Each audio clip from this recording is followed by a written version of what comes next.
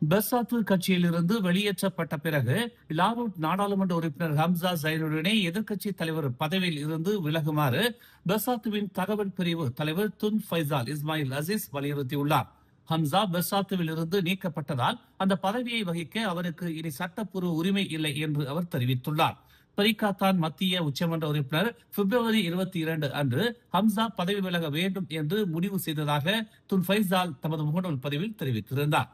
ஹம்சாவும் பெர்சாத்துவில் இருந்து நீக்கப்பட்ட மற்றவர்களும் இப்போது சுயேட்சை நாடாளுமன்ற உறுப்பினர்கள் என்றும் பெரிகாத்தானின் ஒரு பகுதியாக அவர்கள் இல்லை என்றும் பாஸ் கட்சி விரைவில் ஒருவரை நியமிக்குமாறு கேட்டுக் கொள்ளப்பட்டுள்ளதாகவும் அவர் கூறினார். அவர் வெளியேற்றப்பட்டதன் மூலம் பெரிகாத்தான் மற்றும் எதிர்க்கட்சி தொகுதியின் சார்பாக அறிக்கைகளை வெளியிடுவது அல்லது அதிகாரப்பூர்வ விஷயங்களை மேற்கொள்வது உட்பட ஹம்சாவுக்கு இனி உரிமை இல்லை என்றும் அவர் கூறினார். எதிர்க்கட்சி தலைவராக ஹம்சா தொடர்ந்து அறிக்கைகளை வெளியிடுவது அவர் இன்னும் பெரிகாத்தான் நேஷனலை பிரதிநிதித்துவப்படுத்துவது போல் தோன்றுவதாக அவர் கூறினார்.